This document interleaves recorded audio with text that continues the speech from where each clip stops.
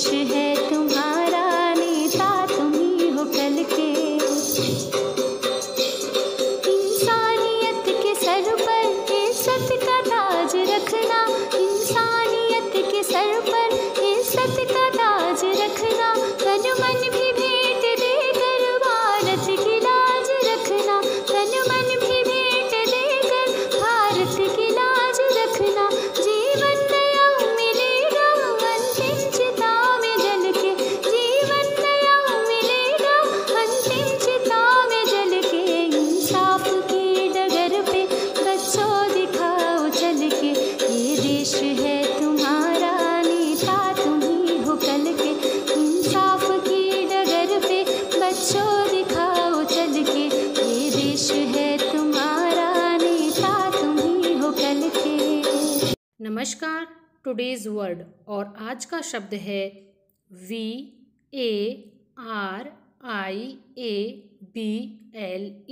Variable अर्थात परिवर्तनशील।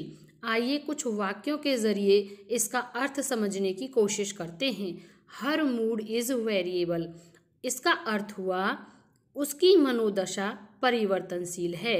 दूसरा सेंटेंस है with this variable whether it can be hot today and cold tomorrow, अर्थात इस परिवर्तनशील मौसम के अनुसार या साथ आज गर्म दिन हो सकता है और कल ठंडा। बच्चों, जब हम किसी भी शब्द का प्रयोग उसके वाक्य में देखते हैं तो उसकी याददाश्त, उसका अर्थ चिरस्थायी तक रहता है। जैसे कि वेरिएबल को हमने 2 सेंटेंस के प्रयोग से जानने की कोशिश की। आज के लिए इतना ही, धन्यवाद। नमस्कार, चलते हैं आज के सुविचार की तरफ। तो आज का सुविचार है, जैसे ही भय आपके करीब आए उस पर आक्रमण कर उसे नष्ट कर दीजिए। इसको हम कह सकते हैं, as soon as the fear approaches near attack and destroy it. हम दूसरे शब्दों में कह सकते हैं, कभी भी हार मत मानो, क्योंकि बाधाएं डर की ही तरह एक भ्रम मात्र ही होती हैं। चलिए अब इसको एक उदाहरण से समझते हैं। बच्चों, जब परीक्षाएं आती हैं तो किसी विशेष विषय के लिए हमें बहुत डर लगता है और हम उसकी जमकर तैयारी करते हैं, और जब यह तैयारी बहुत अच्छे से पूर्ण हुई होती है तो परीक्षा का भय आराम से दूर हो जाता है। देखा, आज के लिए इतना ही, धन्यवाद। गुड मॉर्निंग बच्चों, प्रस्तुत है आज की पहेली यानी कि पजल की। देखते हैं आज की पहेली कौन सी है। ऐसी कौन सी टेबल है जिसके पैर नहीं होते हैं? सोचिए, ऐसी कौन सी टेबल है जिसके पैर नहीं होते हैं? सही जवाब, इसका उत्तर है टाइम टेबल। टाइम टेबल को समय तालिका या समय सारणी भी कहते हैं। आज के लिए इतना ही, धन्यवाद।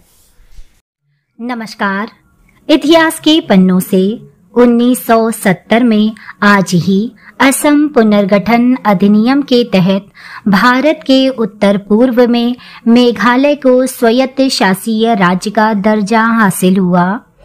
1984 में आज ही अंतरिक्ष यात्री राकेश शर्मा सोयूज 11 मिशन के अंतर्गत अंतरिक्ष जाने वाले पहले भारतीय अंतरिक्ष यात्री बने।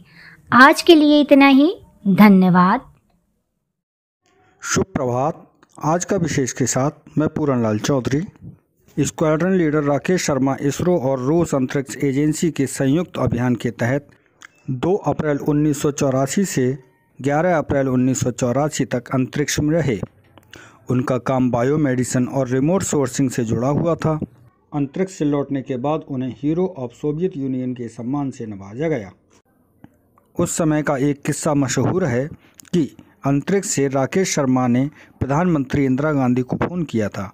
इंदिरा गांधी ने उनसे पूछा, स्क्वाड्रन लीडर राकेश शर्मा, ऊपर से भारत कैसा दिखता है आपको?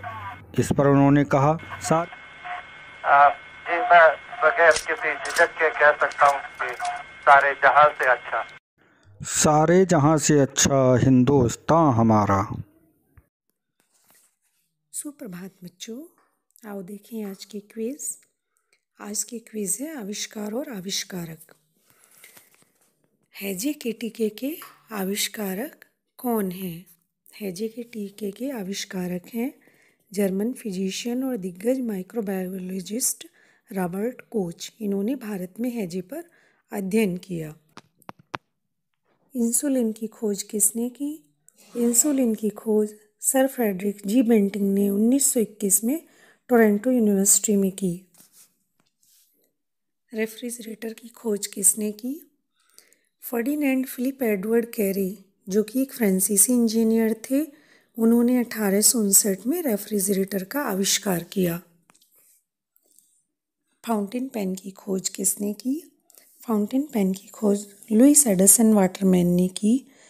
12 फरवरी 1884 को लुईस एडिसन वाटरमैन ने फाउंटेन पेन का पेटेंट अपने नाम से कराया। इन्होंने आइडियल पेन कंपनी और वाटरमैन कंपनी की भी स्थापना की। शुभ प्रभात। आज का बाल गीत, इसका शीर्षक है नई किताब। देखो मेरी नई किताब, जैसे हंसता हुआ गुलाब, इसमें हंसी खुशी मुस्काने, इसमें है परियों के गाने, इसमें किस्से प्यारे हैं, जैसे झिलमिल तारे हैं, इसमें गीतों की फुलवारी, फूलों की जैसे हो क्यारी, जैसे हंसता सुर्ख गुलाब, ऐसे मेरी नई किताब। देखो मेरी नई किताब, जैसे हंसता हुआ गुलाब। धन्यवाद। सुप्रभात। आज की कहानी, हार गया लेकिन खुद से जीत गया। हरीश नाम का एक लड़का था। उसको दौड़ने का बहुत शौक था। वह कई मैराथन में हिस्सा ले चुका था, परंतु वह किसी भी रेस को पूरा नहीं करता था। एक दिन उसने ठान लिया कि चाहे कुछ भी हो जाए, वह रेस पूरी जरूर करेगा। अब रेस शुरू हुई। हरीश ने भी दौड़ना शुरू किया। धीरे धीरे सारे धावक आगे निकल रहे थे, मगर अब हरीश थक गया था। वह रुक गया। फिर उसने खुद से बोला, अगर मैं दौड़ नहीं सकता तो कम से कम चल तो सकता हूँ। उसने ऐसा ही किया। वह धीरे धीरे चलने लगा, मगर वह आगे जरूर बढ़ रहा था। अब वह बहुत ज़्यादा थक गया था और नीचे गिर पड़ा। उसने खुद को बोला कि वह कैसे भी करके आज दौड़ को पूरी जरूर करेगा। वह जिद करके वापस उठा और लड़खड़ाते हुए आगे बढ़ने लगा और अंततः वह रेस पूरी कर गया। माना कि वह रेस हार चुका था, लेकिन आज उसका विश्वास चरम पर था, क्योंकि आज से पहले रेस को कभी पूरा ही नहीं कर पाया था। वह जमीन पर पड़ा हुआ था, क्योंकि उसके पैरों की मांसपेशियों में बहुत खिंचाव हो चुका था। लेकिन आज वह बहुत खुश था, क्योंकि आज वह हार कर भी जीत गया था। इस कहानी से हमें यह सीखने को मिलता है कि अगर हम लगातार आगे बढ़ते रहे तो एक दिन हम हार कर भी जीत जाएंगे। छोटे छोटे कदम बढ़ाते जाओ और आगे बढ़ते जाओ। धन्यवाद।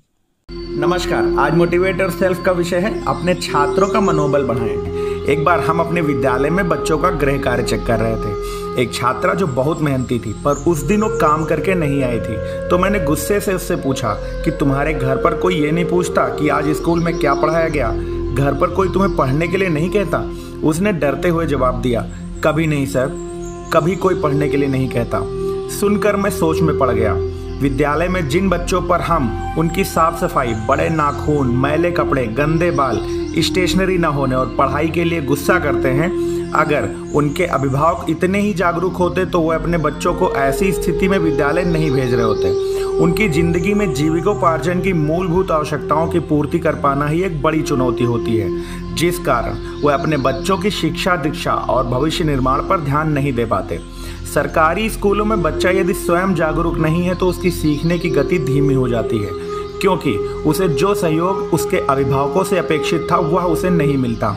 ऐसे में हम पर एक शिक्षक के रूप में अपने छात्रों को उन छोटी छोटी चीज़ों की जानकारी देने और जागरूक करने की भी जिम्मेदारी होती है, जिनकी अपेक्षा हम उनके अभिभावकों से करते हैं। हमें अपने छात्रों का मनोबल बढ़ाने की ज़रूरत होती है, ताकि वह अपना ख्याल खुद रख सकें और खुद को विद्यालय के लिए तैयार कर सकें। धन्यवाद। आपका दिन शुभ हो।